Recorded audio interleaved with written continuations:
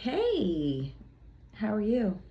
It's been a minute. I haven't been posting as often as I thought I was because I felt like I didn't have a lot to say.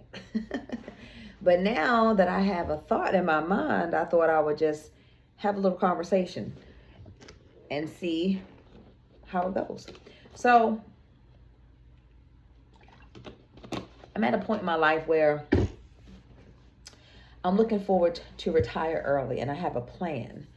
And I'm married and my husband is very supportive of a lot of things that I want to do. But one of the things that I'm looking to do is when I retire, I would really like to make a transition to move outside the country because that's where I'm at right now. I don't enjoy being in the country. Ooh, is that fat, y'all? Look at that. Ooh, woo, woo. I gotta get that together. But then look, that ain't fat. That's see. I want you to see. When we sitting down, it's like, ooh, okay. Anyway, okay, get back on track. Sorry. Okay, so get back focused. So I was having this conversation with a friend of mine, and he was saying to me that the thought that I have of wanting to live abroad and I would do it outside with my husband being here was very selfish of me because I'm married. And I was like, I thought about it and I thought about it and I took it back to my husband. He was like, first off, whatever you and I decide is what we decide. It's nobody else's concern. And what they do in their marriage is what they do in their marriage. If you have two people who love each other, but you understand that you're on different tracks, doesn't mean that there's no love there. It just means that you're at different phases in your life. And I think it's selfish for one person to give up something they want or the other person to give up something they want, especially as something as big as that. And I know that's like, it's not like moving to Texas where you can just take a flight and be there the same day. This is outside the country. My husband, again, being very supportive and is going to help me financially do it. He has a career that he's been doing for years that he loves to do and still wants to stay in that career and doesn't mind vacationing when he retires because he doesn't want to retire anytime soon. He's going to retire me early because I have a job. I don't have a career. I do a job that I like, but it's not the end all be all for me. It's a means to an end.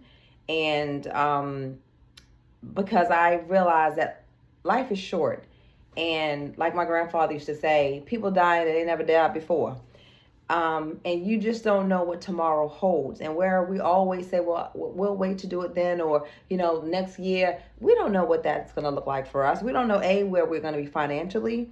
We don't know how it's going to be in terms of if we're going to still be alive, or if we're alive, we don't know what mobility would look like for us. And I think we always get into a mindset that we do have time, when in actuality, we don't know. We just don't know.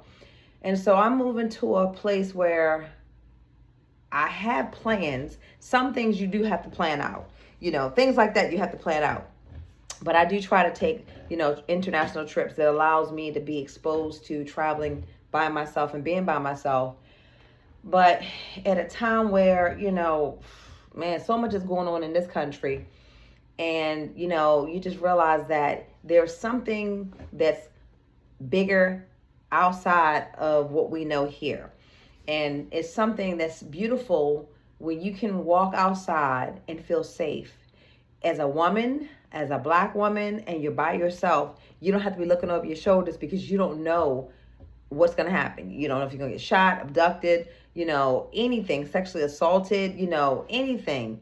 And there are certain countries that's not even an issue. There's no perfect nothing. The only perfect place is heaven. I'm not ready to go there yet. God, not yet. But there are certain things that are perfect for you that you can deal with. And there's some things that people can't deal with. I found places that I could do this. And granted, at this point in life, learning another language will be a challenge. But you know what? What is living without a little challenge? And, we are always going to be a student of life. So I think that would be nice, especially if you're doing something that you want to do. And so, then you have your parents and you have your kids. And even though my parents are, they're independent and they are fine. And my children are independent and they're fine. And they're very close to their grandparents. I never worry because I know that if anything happens, I have children that would get there right away. And I'll be on the first thing smoking to take care of business. But understanding that I can't live someone else's life and someone cannot live my life and turn out to be happy.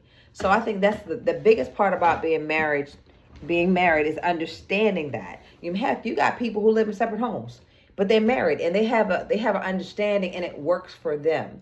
It's not a one size fit all in the marriage. I think we have to move away from what grandma and them did back in the day. Because grandma was having 18 kids. Ain't nobody doing that today. Ain't nobody doing that. So it's kind of like you have to figure it out. And honestly, sometimes where it might be sad, you do have to go at it alone on certain things. Again, the love is still there, but being at two different places, sometimes in life, you do have to go it alone.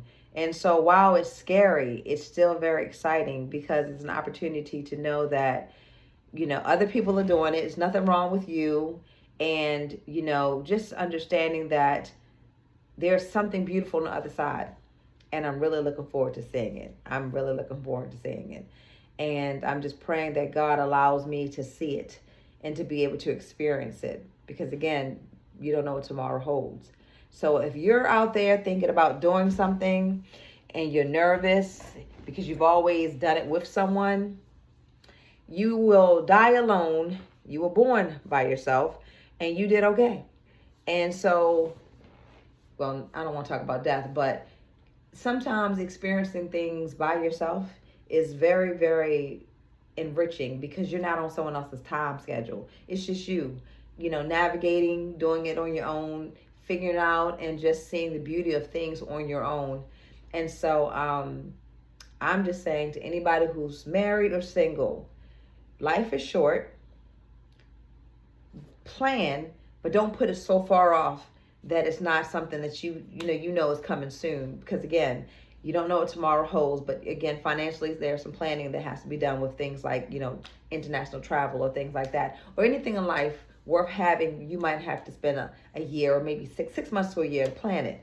But don't put it on the back burner for other people, and don't allow other people to make you feel like you can't do it because they're not ready to do it, because it's your life and you have to create the life that you're happy with. And just pray that at some point they will understand. And if they don't, God put it in your heart. He didn't put it in their heart. Have a good day. Bye.